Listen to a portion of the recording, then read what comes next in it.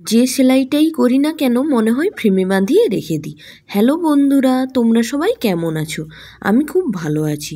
আজ আমি তোমাদেরকে এই ফ্রেঞ্চ নট ফ্লাওয়ারের যে ব্রাঞ্চটা সেটা সেলাই করে দেখাবো।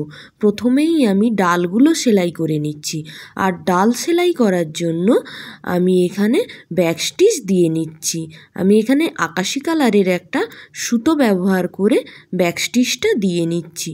আমি দুটো স্টিচ দিয়ে ডাল সেলাই করতে খুব স্বাচ্ছন্দ্য বোধ করি। একটা হলো এই ব্যাক স্টিচ আর দ্বিতীয়টা হলো স্টিম স্টিচ। স্টিম স্টিচ দিয়েও আমি প্রচুর ডাল সেলাই করি, কিন্তু আজকে আমি ব্যাক স্টিচ দিয়ে ডালগুলো সেলাই করে নিচ্ছিলাম। আর প্রত্যেকবারের মতো এই কাজটাতেও আমি নর্মাল যে জামা কাপড় সেলাই করার সুতোগুলো হয় ওই সুতোগুলো দিয়েই কাজ করছিলাম। এরপরে আমি ফ্রেঞ্চ নটটা সেলাই করে নিচ্ছি। তোমরা ভালো করে দেখো, আমি কিন্তু প্রপারলি ফ্রেঞ্চ নট কিভাবে করতে হয় পুরোটাই দেখাচ্ছি ধীরে ধীরে করে, যাতে তোমরা বুঝতে পারো। সেই জন্যই আমি ধীরে ধীরে পুরোটা ফ্রেঞ্চ নট দেখাচ্ছি, কিন্তু আমি স্কিপ করিনি। তাই তোমরা একটু মন দিয়ে দেখো। এখানে আমি ফ্রেঞ্চ নট করার জন্য একটা পিত্তি কালারের সুতো নিয়েছি। কালারটা এত সুন্দর, আমি পুরো ঝপ করে ওটাই সিলেক্ট করলাম ফ্রেঞ্চ নট করার জন্য।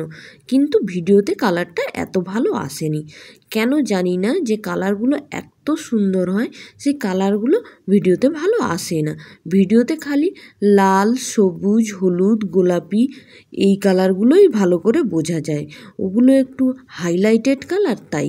কিন্তু এই যেগুলো হালকা সুন্দর সুন্দর কালারগুলো হয় সেগুলো কিন্তু সবগুলোই দেখতে হালকা হালকা কালচি কালারই আসে ভিডিওতে। কেন এটা হয় আমি কিন্তু বলতে পারবো না।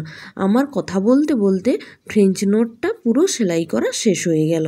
এবার আমি উইপড ব্যাক স্টিচ দিয়ে নিচ্ছি।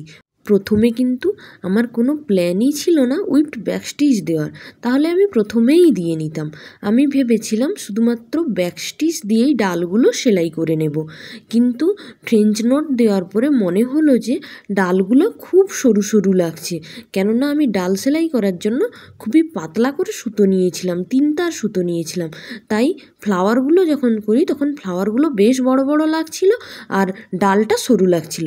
তাই আমি আরও 3 তার সুতো দিয়ে একটু উইপড ব্যাক স্টিচটা করে নিলাম।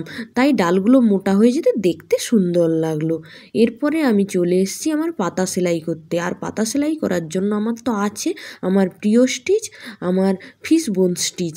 তাই ফিশবোন স্টিচ দিয়েই পাতাগুলো সেলাই করে নিয়েছি। পাতাগুলো যেহেতু আমি হালকা কালারের সুতো দিয়ে করেছি, তাই পাতাগুলোকে একটু হাইলাইটেড করে নেওয়ার জন্য আমি একটা গ্রিন কালারের সুতো দিয়ে পাতার চারপাশটা এইভাবে আবার ব্যাক স্টিচ দিয়েই সেলাই করে দিচ্ছি, যাতে পাতাটা একটু হাইলাইটেড হয়।